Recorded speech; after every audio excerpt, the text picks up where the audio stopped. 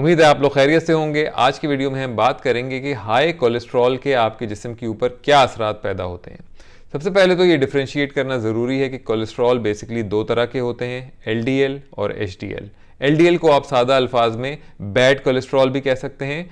जब आपके जिस्म के अंदर एलडीएल का लेवल ज़्यादा होता है, उसकी मिकदार ज़्यादा होती है, तो आपकी आर्टरीज़ के अंदर प्लैक बिल्डअप होता है और इस प्लैक के बिल्डअप होने की वजह से आपको मुख्तलिफ़ किस्म की बीमारियां हो सकती हैं, जिनका हम इस वीडियो के दूसरे हिस्से में जिक्र करेंगे। दूसरी तरफ एचडीएल का फंक्शन कुछ इस तरह होता है कि वो आपके पूरे जिस्म के अंदर से जो भी एक्सेस कोलेस्ट्रॉल होता है उसको लिवर की तरफ ट्रांसफ़र करता है और लिवर फिर उसे आपकी बॉडी से खारिज करता है। तो एचडीएल को आप गुड कोलेस्ट्रॉल कह सकते हैं और एलडीएल को आप बैड कोलेस्ट्रॉल कह सकते हैं। तो सबसे पहला जो असर आपके हाई कोलेस्ट्रॉल लेवल्स का होता है वो आपके कार्डियोवैस्कुलर हेल्थ के ऊपर होता है। जैसे कि मैंने वीडियो के शुरू में जिक्र किया कि एलडीएल का लेवल जब आपके जिस्म के अंदर बढ़ा हुआ होता है तो आपकी आर्टरीज के अंदर प्लैक का बिल्डअप होना शुरू होता है। तो होता यह है कि जब आपकी आर्टरीज ब्लॉक होना शुरू होती हैं तो आपके दिल को ज़्यादा मेहनत करनी पड़ती है ब्लड को पंप करने के लिए। इसकी वजह से आप दिल की बीमारियों का मुब्तला हो सकते हैं।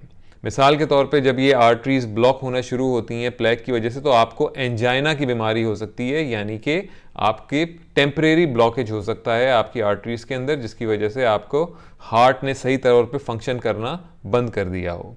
अगर यही प्लैक आपकी जिस्म के अंदर आर्टरीज के अंदर बिल्डअप होता रहे तो यह भी हो सकता है कि आपकी आर्टरीज मुकम्मल तौर पे ब्लॉक हो जाएं। उस सूरत में आपको हार्ट अटैक हो सकता है। एक और वजह हार्ट अटैक की ये भी हो सकती है कि अगर प्लैक का ये थोड़ा सा जो पीस है वो आपको अलग हो जाए और फिर वो आपके आर्टरी को क्लॉग कर दे, तो उस वजह से भी आपको हार्ट अटैक हो सकता है। अब ये आर्टरीज के ब्लॉक होने का अमल जो है इसका सिर्फ और सिर्फ आपके दिल के ऊपर असर नहीं पड़ता है, बल्कि मिसाल के तौर पे अगर जो आर्टरीज आपके दिमाग की तरफ ब्लड लेके जा रही हैं अगर वो ब्लॉक हो जाएं तो आपको स्ट्रोक हो सकता है।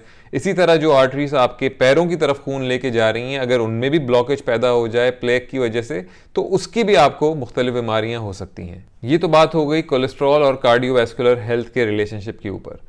आपका जो एंडोक्रिन सिस्टम होता है, यानी कि जो तमाम आपके ग्लैंड्स होते हैं जो कि हार्मोन्स प्रोड्यूस कर रहे होते हैं, उनके ऊपर भी हाई कोलेस्ट्रॉल के असरात हो सकते हैं। मिसाल के तौर पे औरतों की मेंस्ट्रुएशन साइकिल के दौरान उनके जिस्म में एलडीएल के लेवल कम हो जाते हैं और एचडीएल के लेवल बढ़ जाते हैं।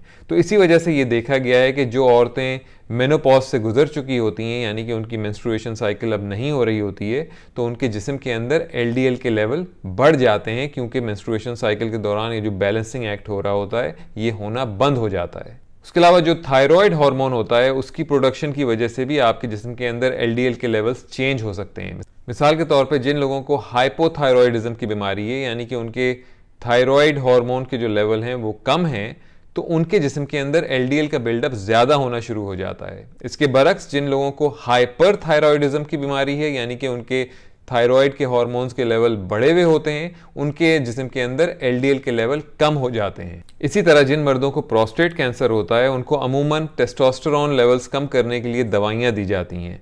इन दवाइयों की वजह से या टेस्टोस्टेरोन लेवल कम होने की वजह से उन मर्दों के जिस्म के अंदर एलडीएल की प्रोडक्शन ज़्यादा हो जाती है। हाई कोलेस्ट्रॉल लेवल्स का आपके कार्डियोवैस्कुलर हेल्थ और एंडोक्रिन हेल्थ के ऊपर तो असर पड़ेगा ही, लेकिन इसके अलावा आपकी नर्वस सिस्टम के ऊपर भी असर पड़ सकता है।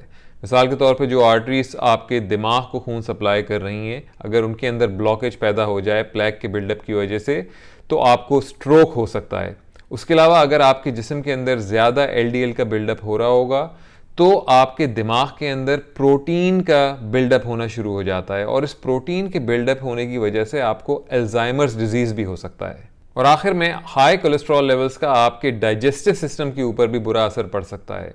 कोलेस्ट्रॉल बहुत ज़रूरी होता है आपके जिस्म के अंदर बाइल बनाने के लिए। बाइल जो होता है वो आपके खाने को डाइजेस्ट करने में मदद करती है, मगर अगर आपके जिस्म के अंदर ज़रूरत से ज़्यादा कोलेस्ट्रॉल का बिल्डअप हो रहा होगा तो बहुत ज़्यादा बाइल प्रोड्यूस होगी और उसकी वजह से आपके गॉल ब्लैडर के अंदर स्टोन्स या क्रिस्टल्स पैदा हो जाएंगे और ये आपके लिए बहुत ही पेनफुल साबित होंगे और शायद आपको सर्जरी से रिमूव करने पड़े। इन तमाम चीज़ों को मद्देनज़र रखते हुए ये कहना पड़ेगा कि जब आप अपने सालाना डॉक्टर का विज़िट करें तो आप अपने कोलेस्ट्रॉल के लेवल्स को ज़रूर मॉनिटर करें और स्पेशली अपने एलडीएल यानी कि बैड कोलेस्ट्रॉल के लेवल्स को ज़रूर मॉनिटर करें, ताकि आप ये देख सकें कि आप कितने रिस्क पर हैं इन तमाम बीमारियों के जो कि हाई कोलेस्ट्रॉल लेवल्स की वजह से आपको हो सकती हैं।